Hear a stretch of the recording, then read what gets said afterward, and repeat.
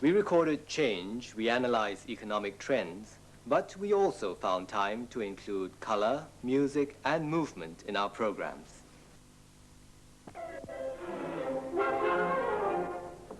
Carmen, the opera. And playing the title role of Carmen is mezzo-soprano Neda Kasey of the New York Metropolitan Opera. Yes, the New York Metropolitan Opera was here earlier this year and treated an opera staff Singapore to virtuoso performances.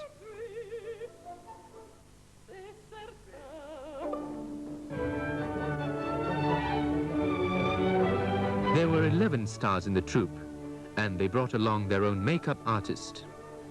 Perfect makeup is almost as important as perfect voices.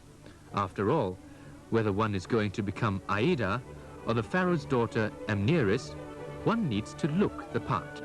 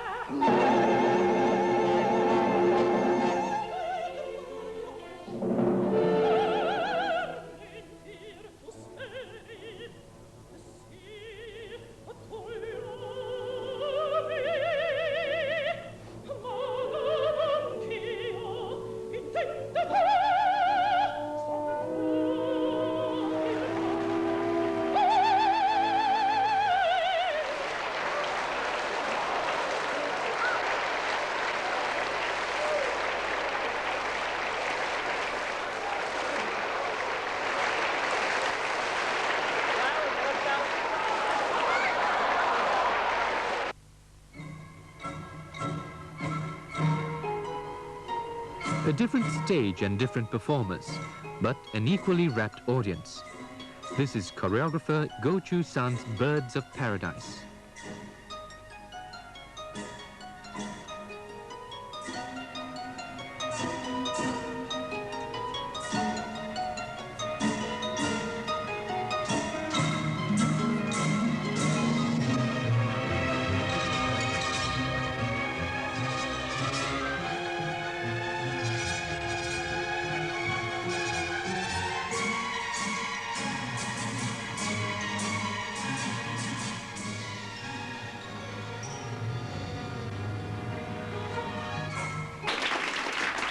Choo San was back in his native Singapore with the Washington Ballet at the recent Arts Festival.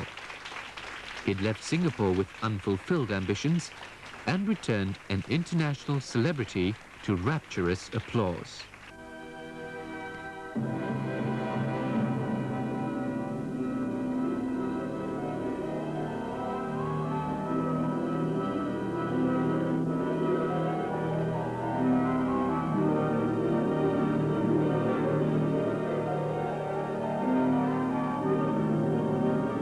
In the glow of the night, Choo San explains.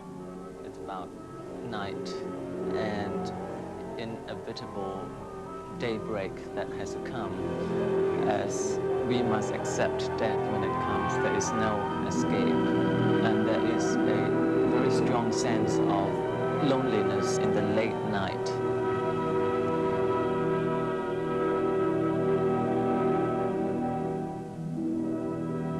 For Choo San, though, the night is past and the day has come.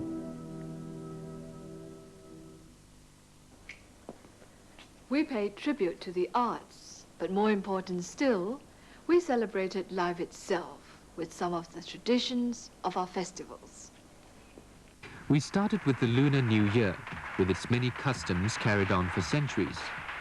An important occasion for many who follow its observances, even if their everyday lives are not measured by it. But for young Singaporeans, does the festival still have the traditional meaning? Just plodding through visits, you know, I have to go all the way from Katong to Yio Chu Kang. One whole day I have to finish about 6 or 7 visits. And then I just lose sight of what really Chinese New Year means to me. I usually get excited, but I don't know why I don't feel that this year. I think because when I was young, I used to go visiting with my parents to know my relatives and all that on the first day of New Year. But now that I'm much older, I don't go visiting. I go along with the custom and tradition and all that just to make my mom happy.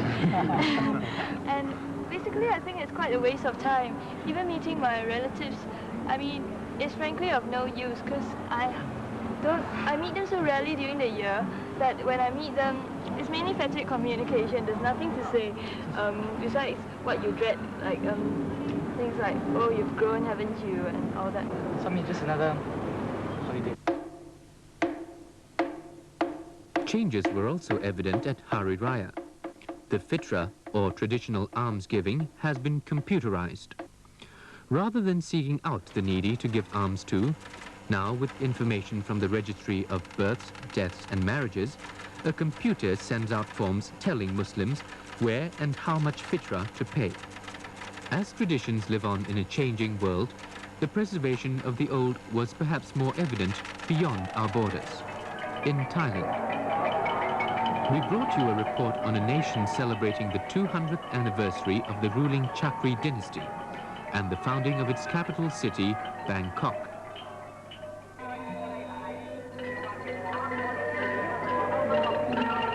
It was a feast of traditional dance and drama, floral floats and religious observations on a spectacular scale.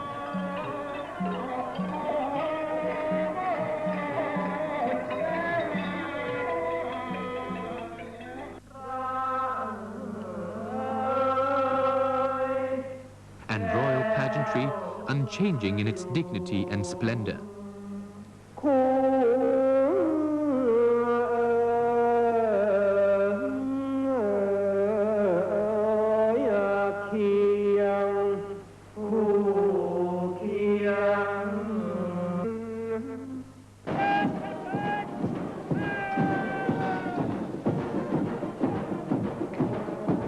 But the most spectacular celebration in Singapore was our own National Day.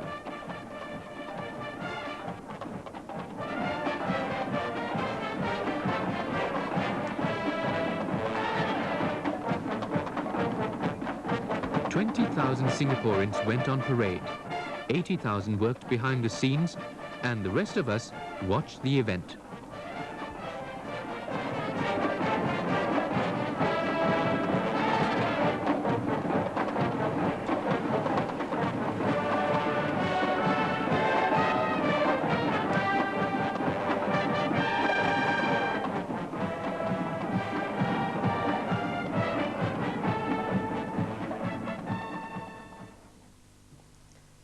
And there you have it, some of the highlights of this year's local stories. I was about to say that's all we have for you, but that's not quite all. Being Christmas Eve, we have a little extra at the end. Friday Background's way of saying Merry Christmas and a Happy New Year. We'll see you in 1983. Good night. Good night.